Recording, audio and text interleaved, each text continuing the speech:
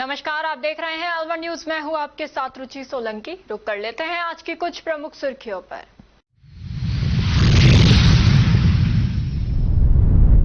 भाजपा नेता चंद्रशेखर यादव ने विधायक बाबा बालकनाथ पर विफलता के लगाए आरोप। कहा विधायक है सैलानी विधायक।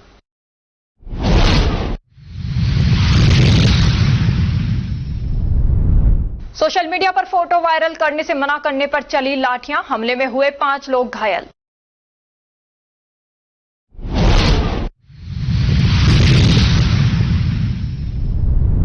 पहल में 52 गांवों की हुई महापंचायत। हाईवे 148B में सर्विस लाइन की मांग को लेकर जताया रोष।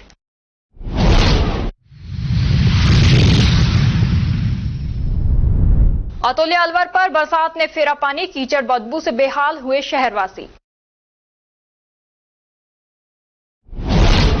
और अब खबरें विस्तार से। भारतीय जनता पार्टी में आंतरिक मतभेद उस समय सामने आए जब तिजारा के भाजपा नेता चंद्रशेखर यादव ने तिजारा विधायक पर गंभीर आरोप लगाए। एक प्रेस वार्ता पर अपनी ही पार्टी के विधायक बाबा बालकनाथ पर गंभीर आरोप लगाते हुए चंद्रशेखर यादव ने विधायक की कार्यशैली पर सवाल उठाते हुए विधायक को सैलानी विधायक कह दिया। यादव ने कहा कि तिजारा विधानसभा क्षेत्र में बढ़ते भ्रष्टाचार, भूमाफियाओं की सक्रियता और गौकशी जैसी घटनाओं पर विधायक कोई ठोस कदम उठाने चाहिए।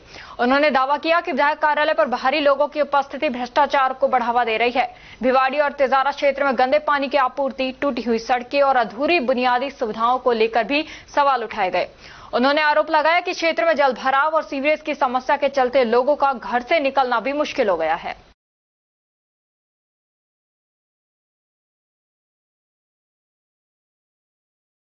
नगर निगम के ठेकेदार द्वारा घटिया निर्माण सामग्री से नाली की दीवार का निर्माण कर दिया गया। नगर निगम और ठेकेदार मिलकर सरकार को चूना लगा रहे हैं। शहर में एसपी की कोठी के पास नगर निगम के द्वारा नाली की दीवार का निर्माण करवाया जा रहा है, जो सूबे सिंह ठेकेदार की देखरेख में हो रहा है। पुराने पत्थरों में मकान के मलबे से नाली का निर्माण करवाया जा रहा है। पुराने पत्थर लगाकर उनके बीच की दर्ज भरने के लिए मकान के मलबे को काम में लिया जा रहा है। बुरादे वाले पत्थर को लगाया जा रहा है, जो कुछ समय बाद धीरे धीरे झड़ना चालू हो जाएगा। उसके बाद नाली की दीवार पूरी तरह से गिर जाएगी। जब इस संबंध में ठेकेदार सूबे सिंह से बात की तो बताया, इसकी मुझे जानकारी नहीं है, अभी दिखवाता हूँ। नगर निगम सहायक अभियंता मुकेश तिवारी से जानकारी लेना चाहिए तो उन्होंने मोबाइल रिसीव ही नहीं किया।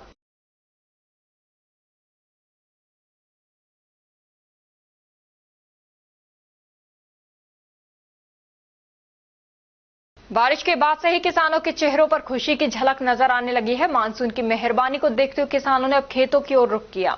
अलवर जिले के आसपास के इलाकों में कुछ किसानों ने जून महीने में बाजरा और कपास की बुआई शुरू कर दी है। कृषि विशेषज्ञों का कहना है कि मानसून बारिश ने खेतों में हरियाली की उम्मीदें जगा दी है। कृषि विभाग की जानकारी के अनुसार क्षेत्र के मुंडावर, कोट कासिम, किशनगढ़ सहित अन्य क्षेत्रों में लगभग 50% किसानों ने बाजरे की बुआई कर दी है। कृषि विभाग के द्वारा जिले में बाजरे की फसल बुआई का लक्ष्य 1,48,000 हेक्टेयर रखा गया है। मानसून को देखते हुए 5,403 हेक्टेयर में बाजरे की फसल बुआई हो चुकी है। कृषि विभाग के पास खरीफ की फसल के लिए खाद बीज पर्याप्त मात्रा में उपलब्ध हैं।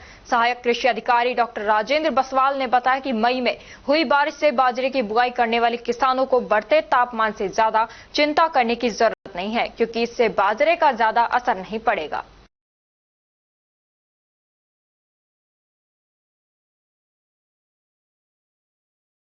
और अब खबरों में वक्त हो चला है एक छोटे से ब्रेक का। ब्रेक के बाद जल्द लौटेंगे, तब तक आप बने रहिए अलवर न्यूज के साथ।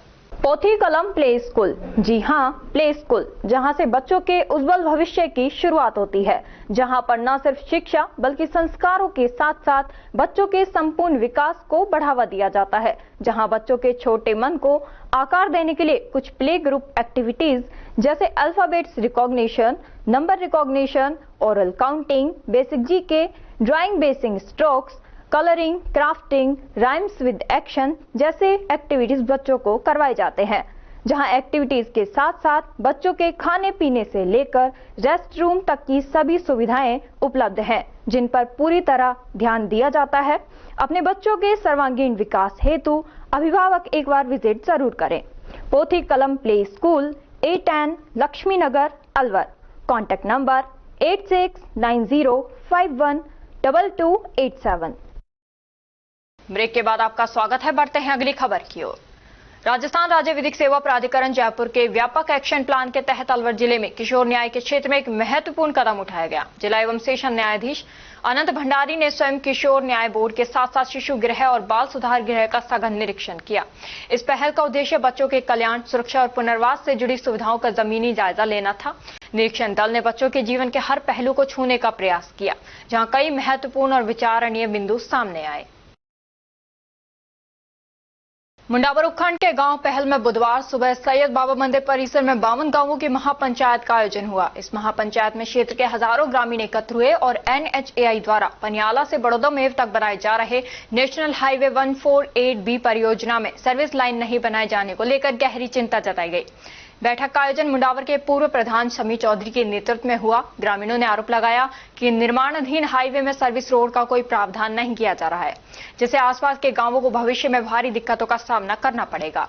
उन्होंने कहा कि सर्विस लाइन के अभाव में न केवल आमजन की आवाजाही प्रभावित होगी, बल्कि व्यवसाय, कृषि व आपातकालीन सेवाओं तक पहुंच भी बाधित होगी। बैठक में 52 से भी अधिक गांवों के लोगों ने भाग लिया। ग्रामीणों ने सर्वसम्मति से एक ज्ञापन तैयार कर केंद्रीय सड़क परिवहन मंत्री नितिन गडकरी, केंद्रीय मंत्री भूपेंद्र यादव और मुख्यमंत्री राजस्थान के नाम संबोधित किया। ये ज्ञापन मुंडावर थानाधिकारी महावीर सिंह शेखावत को सौंपा गया, जिन्होंने ग्रामीणों को आश्वस्त किया कि वह इसे आज ही जिला कलेक्टर तक पहुंचाएंगे। ग्रामीणों ने थानाधिकारी के सहयोग के लिए उनका आभार जताया। ज्ञापन में ग्रामीणों ने चेतावनी दी कि यदि 15 दिनों के भीतर उनकी मांगों पर कोई कार्रवाई नहीं होती है तो वे आगे की रणनीति तय करेंगे। इस दौरान मौके पर शांति व्यवस्था बनाए रखने के लिए मुंडावर और ततारपुर थाना पुलिस के साथ अतिरिक्त जाब्ता भी तैनात रहा। ग्रामीणों की ये एकजुटता हाईवे परियोजनाओं में जनहित के मुद्दों को नजरअंदाज किए जाने पर गंभीर सवाल खड़े करती है। अब देखना होगा कि प्रशासन और NHAI इस जनभावना को कितनी गंभीरता से लेते हैं। आज 10:30 बजे बाबा सैयद आश्रम पहल पर सभी किसान इकट्ठा हुए। हमने कलेक्टर साहब को एक ज्ञापन दिया। 148B जो पनियाला से लेके बड़ौदा मेव तक रोड बन रहा है, उसमें कहीं सर्विस लाइन का जिक्र नहीं है। ये हमारी लाइफ लाइन है। अगर ये सर्विस लाइन नहीं होती है तो हमको बहुत भारी समस्याओं का सामना करना है। ज्ञापन में हमने 15 दिन का टाइम दिया है। हमको विश्वास है पॉजिटिव जवाब आएगा। माननीय सांसद जी में क्षमता है भारी से भारी काम कराने की, एक अच्छे नेता हैं। हम हमारी बात उन तक पहुंचाइए और अगर जरूरत पड़ी तो मिलेंगे, उनसे बात करेंगे और अब गांव-गांव जाके और संपर्क करेंगे कि हमको किन-किन नेता से कौन सी बात रखनी है और हमको आगे की कार्रवाई क्या करनी। हमको पूर्ण विश्वास है कि हमारी समस्या सोल्व हो जाएगी और इस तकलीफ से हमको छुटकारा मिल जाएगा। नमस्कार।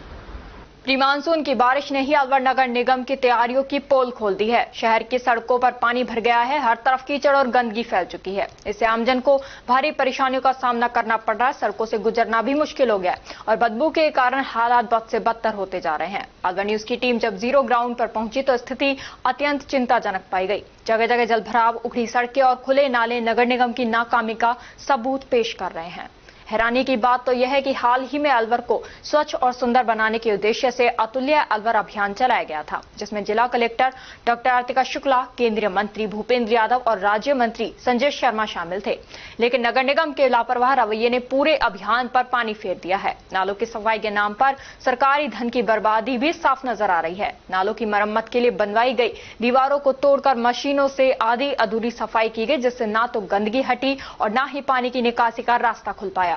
इस विषय पर नगर निगम आयुक्त जितेंद्र सिंह नरूका ने सफाई देते हुए कहा कि कुछ जगहों पर मशीनें नालों तक नहीं पहुंच पाई, इसलिए दीवारें तोड़ी गई। जल्द ही उन्हें दुरुस्त किया जाएगा। उन्होंने आगे बताया कि बचे हुए नालों की सफाई जारी है। 50 नए कचरा OTT पर जल्द जोड़े जाएंगे। लेकिन जमीनी सच्चाई यह है कि नगर निगम की व्यवस्थाएं पहले ही बारिश में बिखर चुकी हैं। यदि समय रहते ठोस कदम नहीं उठाए गए तो आने वाले मानसून में हालात और भी भयावह हो सकते हैं। नालों की, छोटे बड़े नालों की सफाई व्यवस्था को लेकर क्या इंतजाम किए गए हैं? नगर निगम के द्वारा कौन सी टीम लगाई गई? इसमें सब कौन से पुख्ता इंतजाम अभी तक देखिए, मानसून पूर्व की तैयारियां हमने मार्च अप्रैल माह से ही प्रारंभ कर दी थी। शहर के जो भी बड़े मुख्य नाले हैं और छोटी नालियां हैं उनकी नियमित रूप से सफाई करवाई जा रही। सफाई व्यवस्था में हमने शहर को 3 जोनों में बांटा हुआ है और वहां एक एक प्रभारी की नियुक्ति की हुई है। वो नियमित रूप से इसकी जांच कर रहे हैं।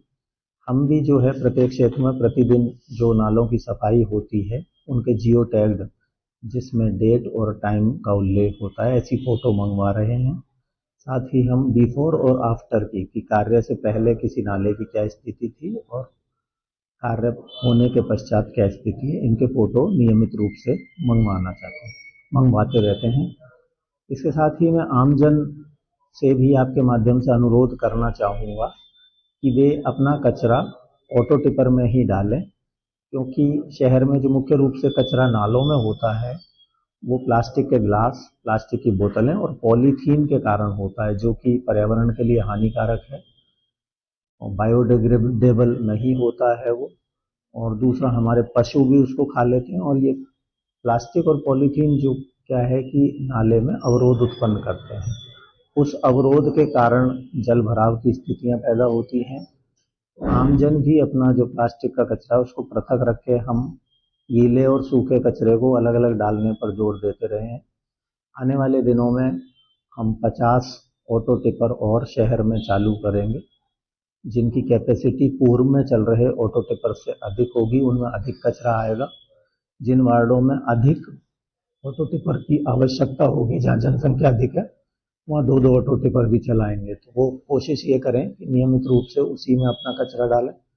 और मानसून में जैसे अभी 1-2 बारिश हुई है और ऐसी स्थिति कहीं जल भराव की उत्पन्न होती है तो हमारी टीम सक्रिय हो जाती है तुरंत ही, और जो भी पानी आदि भरता है वहाँ पर आधे से 1 घंटे में हम सफाई करवाने का प्रयास करते हैं। जल भराव के बाद जो कचरा होता है उसको हमारे सफाई कर्मी तुरंत हटाने की व्यवस्था करते हैं। इसके लिए हम जेसीबी और अन्य उपकरणों की भी मदद ले रहे हैं। अभी हाल ही में 2 बारिश के बाद सड़कों पर देखिए, कुछ स्थान हैं जहाँ पर नियमित रूप से थोड़ी जल भराव की स्थिति होती है। वो ढलवा स्थान पर है, उनको हम पहले से ही नोटिस में रखते हैं। मैंने स्वयं भी शहर का भ्रमण किया है ताकि ऐसे क्षेत्रों को चिन्हित किया जा सके। वहाँ पर हम सबसे पहले जल निकासी की व्यवस्था करवाते हैं। अतुल्य अलवर को लेकर जो नालों के चारों ओर दीवार लगाई गई थी, उन दीवारों को तोड़ के सफाई कर रहे हैं। देखिए, दीवारों को तोड़कर नहीं, पर कुछ स्थान ऐसे हैं जहाँ पर जेसीबी अंदर जाने के लिए उसका झुकाव होता है तो वहाँ वो टूटने की स्थिति आती है। हमारा प्रयास रहेगा कि शीघ्र अतिशीघ्र उन दीवारों की मरम्मत करवाएं।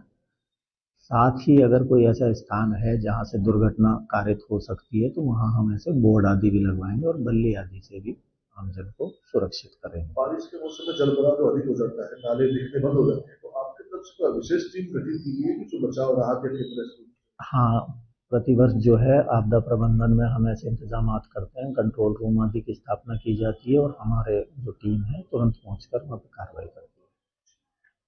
राज्य सरकार के निर्देशों के तहत जून से सितंबर तक के लिए बाढ़ नियंत्रण कक्ष स्थापित किए जाने थे, लेकिन अलवर जिले में इसके लिए कोई नया इंतजाम नहीं किया गया।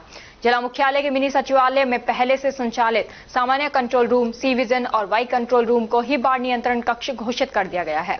जिला कलेक्टर ने करीब 15 शिक्षकों की ड्यूटी यहां लगा दी है, जो लगातार सेवाएं दे रहे हैं। कंट्रोल रूम में सुबह से शिक्षक गोविंद और अजीत ड्यूटी पर मिले। गोविंद ने बताया कि व्हाट्सएप ग्रुप पर आदेश और सूचनाएं भेजी जा रही हैं और वहीं से पूरे जिले की मॉनिटरिंग की जा रही है। उन्होंने कहा कि पहले ये कंट्रोल रूम सामान्य कार्यों के लिए था, लेकिन अब बाढ़ नियंत्रण की जिम्मेदारी भी यहीं से निभाई जा रही है। आपका क्या नाम है और बाढ़ नियंत्रण कक्ष में क्या क्या सूचना अभी तक आ चुकी है?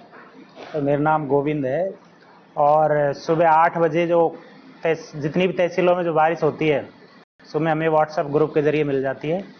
तो अलवर में आज सुबह 8 बजे तक 1 mm बारिश हुई थी नाइट में। टोटल अब तक 9 mm बारिश हो चुकी है। रामगढ़ में ऐसे ही सुबह तक की 12 है और लक्ष्मणगढ़ में 24 है। कठुमर में 5 mm, मालाखेड़ा में 8 mm है। राजगढ़ में नील है बारिश और बहादुरपुर में 25 mm है। थानगाजी में 0 है। गोविंदगढ़ में 10 mm बारिश है। तो क्या ये जो नियंत्रण कक्ष बना है, क्या कल ही आदेश हुए हैं इसके?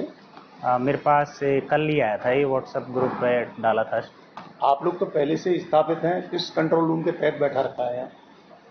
हाँ, पहले से भी वो जब ये अभी भारत और पाकिस्तान का युद्ध चल रहा था ना, उस समय भी एक वो बनाया था कंट्रोल रूम, पहले से विधानसभा का भी था और पहले से नॉर्मल जो कंट्रोल रूम चल रहा है उसको भी, और अब जो कल डाला है इसको भी इसी में ही इन्वॉल्व करके सबको पाबंद कर दिया है।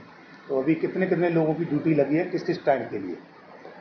ये तो सर ये 3 शिफ्टों में चलता है, सुबह 6 से 2 बजे तक और फिर 2 से शाम को 10 बजे तक, फिर 10 से सुबह 6 बजे तक, 3 शिफ्टों में चलता है।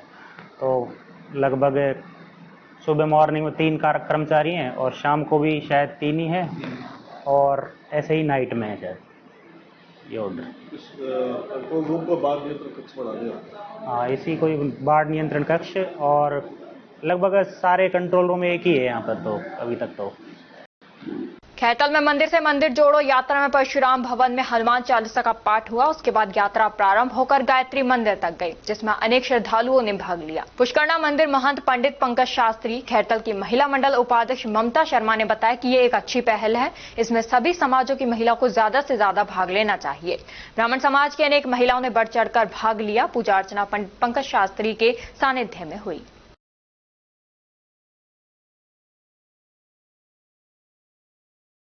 और अब खबरों में वक्त हो चला है एक छोटे से ब्रेक का। ब्रेक के बाद जल्द लौटेंगे, तब तक आप बने रहिए अलवर न्यूज के साथ।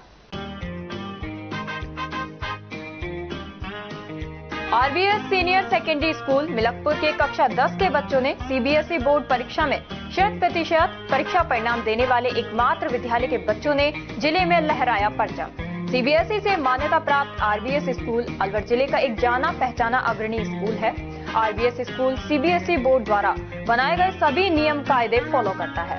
हमारे स्कूल में सीबीएसई के दिशा निर्देशों का 100% पालन कर एक बड़ा कैंपस, बच्चों के बैठने के लिए बड़े बड़े कमरे, स्टूल, मेज, computer lab, science lab, robotic lab उपलब्ध है। हर वर्ष 100% परीक्षा परिणाम देने के चलते स्कूल ने थोड़े ही समय में क्षेत्र में नया आयाम स्थापित किया है। वर्ष 2024-25 में कक्षा 10 में 100% परिणाम के साथ ही 95% बच्चों ने प्रथम स्थान प्राप्त किया है, जिनमें से अक्षरा गुलाटी और वंश नारंग ने 91.4%, नंदिनी भारद्वाज ने 90.4%, पूर्वी अग्रवाल ने 88.4%, मोनार्क जैन ने 87.2% अंक प्राप्त कर विद्यालय और अपने माता पिता का नाम रोशन किया है। हमारे विद्यालय में आर्ट्स, कॉमर्स, साइंस, कंप्यूटर शिक्षा उच्च योग्यताधारी अनुभवी अध्यापकों द्वारा अंग्रेजी माध्यम से अध्ययन कराने के साथ साथ सोशल गतिविधियां और भारतीय संस्कृति अनुसार अपने से बड़ों का आदर करना, जरूरतमंद की सहायता करना भी सिखाया जाता है। साथ ही RBS senior secondary school Milakpur में कक्षा 1 से 12 तक के बच्चों को कंप्यूटर शिक्षा, कक्षा 5 से 12 तक के बच्चों को रोबोटिक शिक्षा और प्रैक्टिकल करवाए जाते हैं। साथ ही एक ही कैंपस में अनेक प्रकार के खेल जैसे तीरंदाजी, निशानेबाजी, चेस, क्रिकेट, वॉलीबॉल, फुटबॉल, लंबी कूद, खो खो आदि सभी तरह की खेल प्रतियोगिताएं भी करवाई जाती हैं। अभी हाल ही में हुए जिला स्तरीय खेल प्रतियोगिताओं में आरबीएस स्कूल के कक्षा 7 के छात्र पार्थ अग्रवाल ने चेस खेल में जिले में प्रथम और राज्य स्तर पर चौथा स्थान प्राप्त किया है। इसके अलावा भी 8 छात्रों ने विभिन्न खेलों में जिला स्तर पर दूसरा और तीसरा स्थान प्राप्त किया है। हमारे स्कूल में रामगढ़, नौगावा, मुबारकपुर, पूठी, अलावड़ा, गोविंदगढ़, बड़ौदामेव, चिड़वई, सीकरी, नगर जालूकी सहित क्षेत्र के अनेक गांवों और कस्बों से अध्ययन करने आने वाले बच्चों को लाने व छोड़ने के लिए बस सुविधा, शुद्ध आरओ का जल और एक बड़ा खेल मैदान उपलब्ध है। प्रदेश के गृह राज्य मंत्री जवाहर सिंह बेढ़म और विधायक सुखवंत सिंह द्वारा भी स्कूल में अध्ययन व्यवस्था, समय की सदुपयोगिता की प्रशंसा की गई है।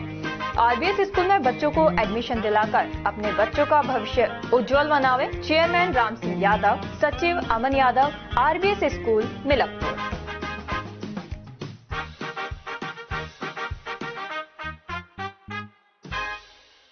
ब्रेक के बाद आपका स्वागत है। बढ़ते हैं अगली खबर की ओर। नगर पालिका में मंगलवार को एलडीसी राहुल चावरिया और ठेकेदार फर्म पीएस कंस्ट्रक्शन के मालिक परमजीत सिंह के बीच विवाद हो गया।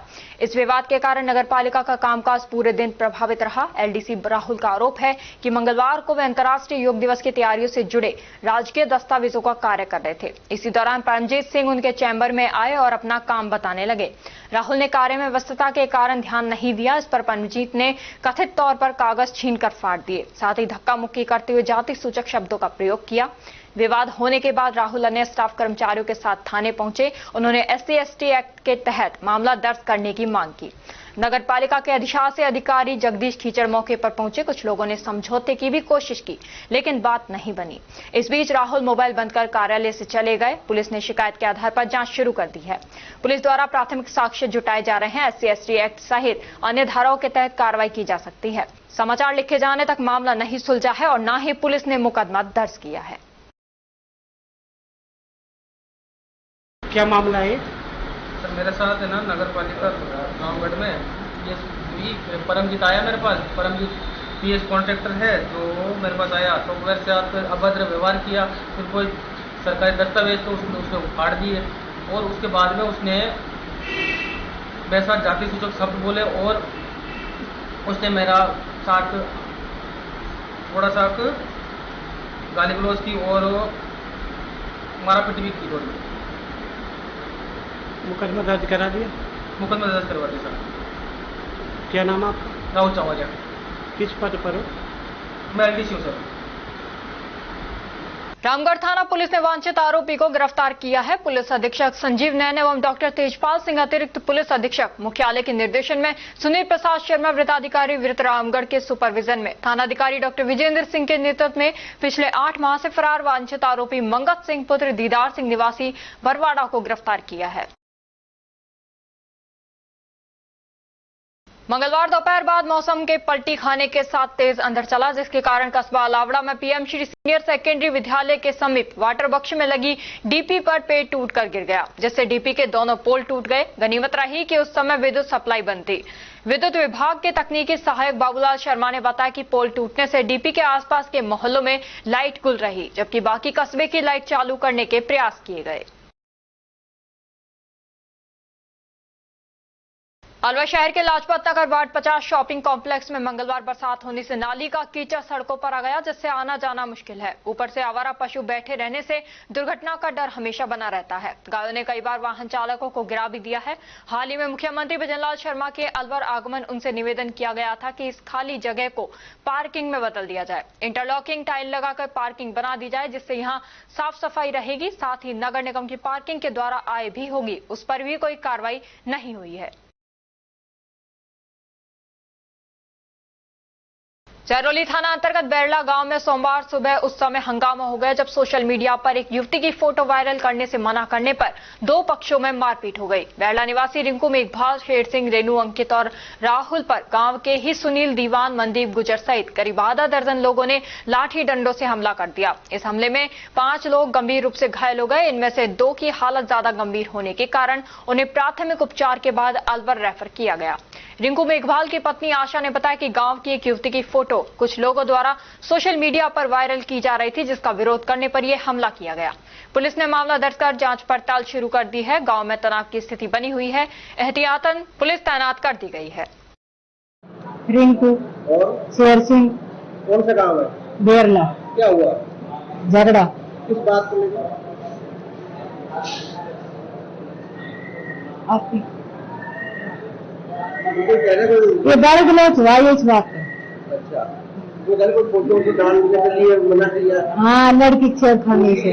अच्छा, किसने हमला किया?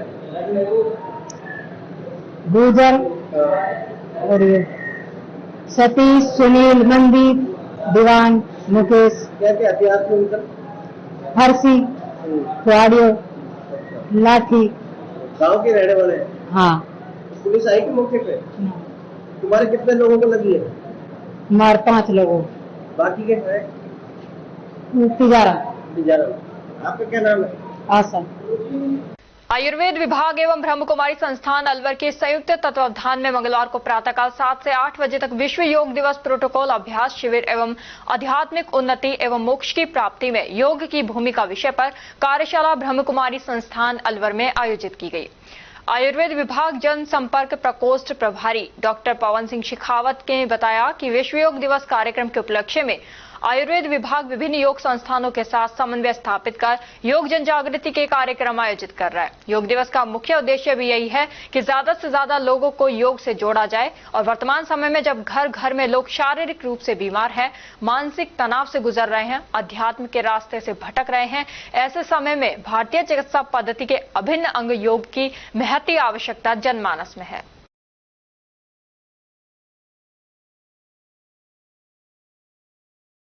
कृषि विभाग खैरतल तिजारा के तहत एक दिवसीय महिला कृषक प्रशिक्षण कार्यक्रम का आयोजन कल ग्राम पंचायत खानपुरा हीर में किया गया। इस कार्यक्रम का उद्देश्य महिला कृषकों को कृषि की उन्नत तकनीकियों और विभागीय योजनाओं की जानकारी प्रदान करना था।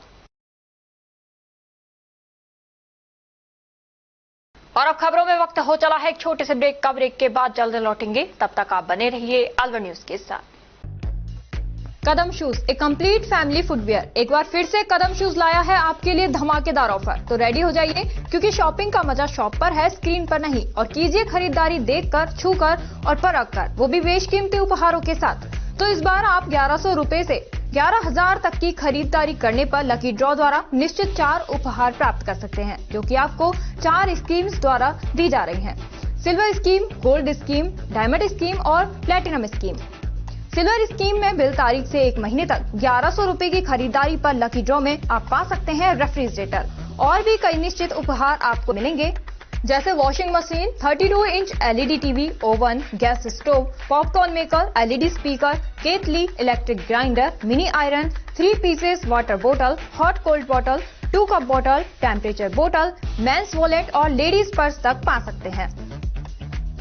नेक्स्ट है गोल्ड स्कीम, जिसमें बिल तारीख से 4 महीने तक 3500 रुपए की खरीदारी करने पर लकी ड्रॉ में आप पा सकते हैं एक टीवीएस मोटरसाइकिल और इसमें निश्चित उपहार भी हैं, जैसे 42 inch LED TV, refrigerator, washing machine, 32 inch LED TV, oven, gas stove, popcorn maker, LED speaker, केतली, electric grinder, bedsheet, mini iron, 3 pieces water बोतल, हॉट कोल्ड बोतल और टेम्परेचर बोतल भी पा सकते हैं।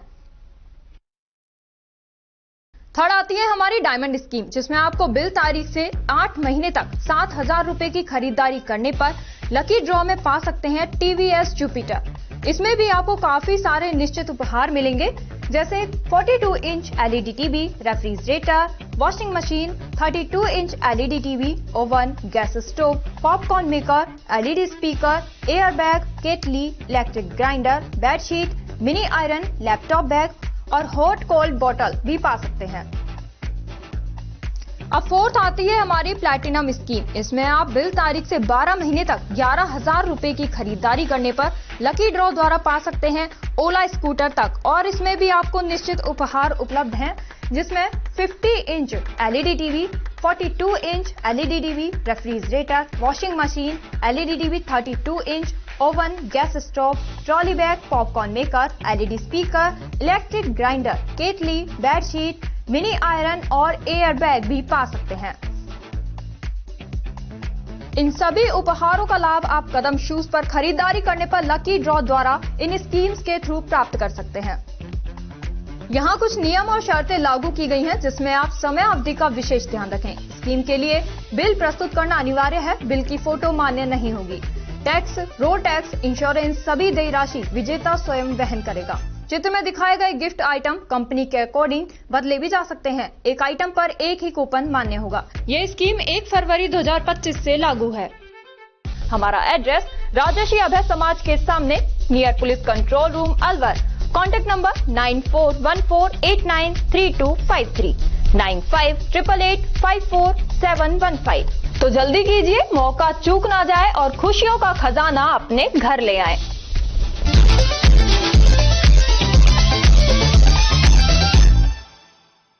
ब्रेक के बाद आपका स्वागत है। बढ़ते हैं अगली खबर की ओर।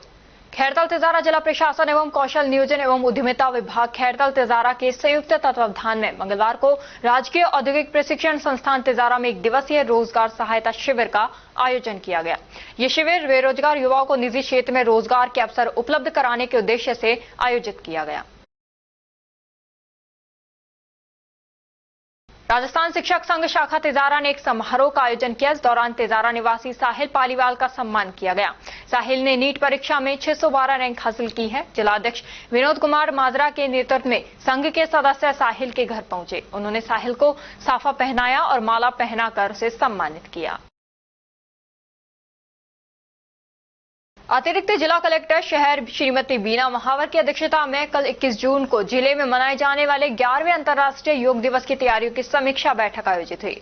अतिरिक्त जिला कलेक्टर शहर ने बताया कि अंतर्राष्ट्रीय योग दिवस के अवसर पर जिला मुख्यालय पर 5 स्थानों पर कार्यक्रम आयोजित होंगे, जिनमें मुख्य कार्यक्रम इंदिरा गांधी स्टेडियम में yoga for one earth one health theme पर प्रातः 7 बजे से प्रातः 8 बजे तक आयोजित होगा। कार्यक्रम में प्रातः 6:30 बजे प्रधानमंत्री श्री नरेंद्र मोदी के उद्बोधन का लाइव प्रसारण किया जाएगा। मुख्य निर्वाचन अधिकारी नवीन महाजन ने कहा कि निर्वाचन आयोग द्वारा भारत मंडपम नई दिल्ली में 2 जुलाई को BLO प्रशिक्षण कार्यक्रम आयोजित किया जा रहा है, जिसमें राजस्थान के लगभग 200 BLO सहित देशभर से लगभग 2500 BLO भाग लेंगे। उन्होंने कहा कि प्रदेश के शेष BLO का प्रशिक्षण जिला स्तर पर ही आयोजित किया जाएगा। रामगढ़ थाना पुलिस ने वांछित अपराधियों की धरपकड़ अभियान के अंतर्गत कार्रवाई करते हुए रामगढ़ क्षेत्र के विभिन्न गांवों में दबिश देकर 10 वांछित आरोपियों को गिरफ्तार किया है, जिसमें 3 स्थायी वारंटी और 3 गिरफ्तारी वारंटी शामिल हैं। 2 आरोपियों को एक्साइज एक्ट के अंतर्गत पकड़ा गया। 1 आरोपी को लूट और 1 को नकबजनी के मामले में गिरफ्तार किया गया। खेड़ली थाना क्षेत्र में हुई युवक की हत्या के मामले में पुलिस ने चौंकाने वाला खुलासा किया है। टेंट हाउस संचालक वीरू जाटव की हत्या में उसकी पत्नी अनीता राज और उसके प्रेमी काशीराम प्रजापत शामिल पाए गए हैं। दोनों ने मिलकर वीरू को रास्ते से हटाने का प्लान बनाया और 2 लाख रुपए की 4 युवकों को मर्डर की सुपारी दी थी। घटना 8 जून की रात की है। वीरू अपनी पत्नी अनीता के साथ पुराने घर से नए मकान पर आया था। इसी दौरान पत्नी ने गेट खुला छोड़ दिया और प्रेमी अपने साथियों संग बाइक पर वहां पहुंच गया। प्लान के अनुसार प्रेमी काशीराम ने वीरू का गला घोटा और अनीता चुपचाप सब देखती रही। सुबह 4:30 बजे अनीता ने पति की तबीयत खराब होने का नाटक किया और अस्पताल पहुंचाया गया, जहां डॉक्टरों ने उसे मृत घोषित कर दिया। परिवार ने शक के आधार पर पुलिस को सूचना दी। वीरू के भाई गब्बर ने बताया कि उसके शरीर पर चोट के निशान थे और दांत भी टूटा हुआ था। ऐसे में अचानक मौत मुमकिन नहीं थी। पुलिस ने जब जांच पड़ताल शुरू की तो 100 से अधिक CCTV फुटेज खंगाले गए और अनीता की गतिविधियां संदिग्ध पाई गई।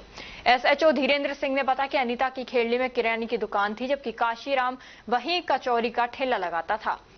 दोनों के बीच नजदीकियां बढ़ी और जब वीरू को शक हुआ तो उसने विरोध किया। इस पर दोनों ने उसकी हत्या की साजिश रच दी। पुलिस ने अनीता, काशीराम और एक सुपारी किलर ब्रजेश जाटव को गिरफ्तार कर लिया है, जबकि 2 अन्य आरोपी अभी भी फरार हैं।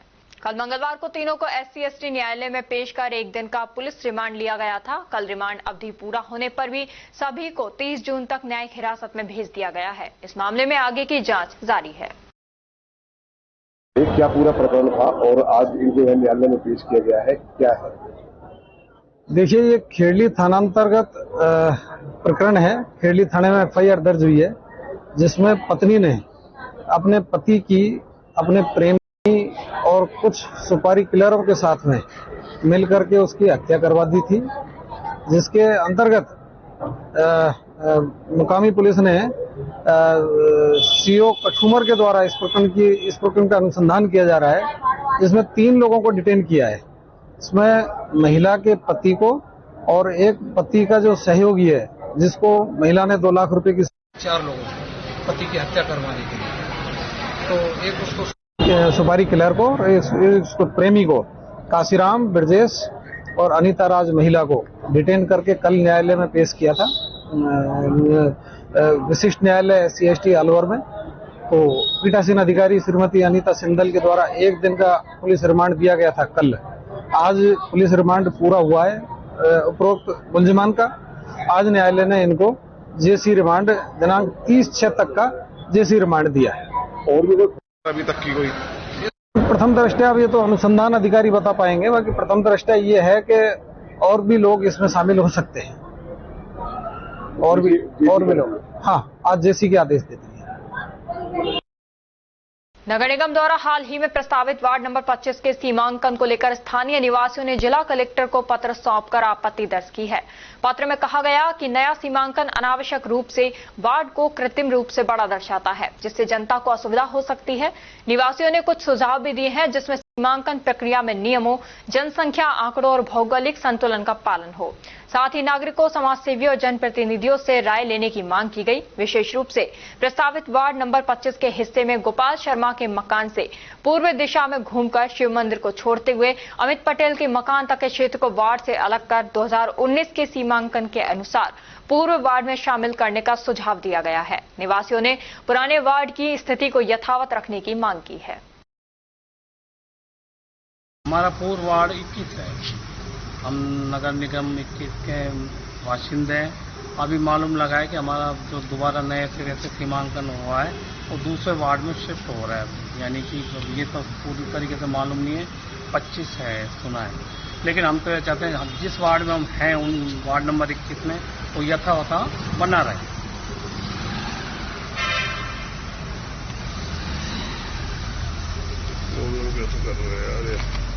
नगर निगम ने नालों की सफाई का दावा कर खूब वाही लूटी, लेकिन हकीकत यह है कि नालों की सफाई ही नहीं हुई। साथ ही नालों की मरम्मत में घटिया निर्माण का इस्तेमाल इस कदर कर दिया कि मंगलवार को हुई बरसात से नाले की दीवार ही ढह गई।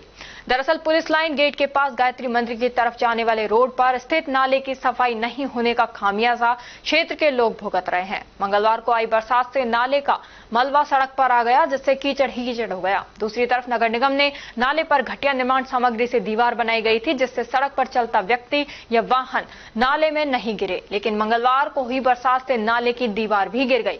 अब स्थिति यह है कि कीचड़ से फिसलकर कोई भी व्यक्ति या वाहन नाले में गिर सकता है।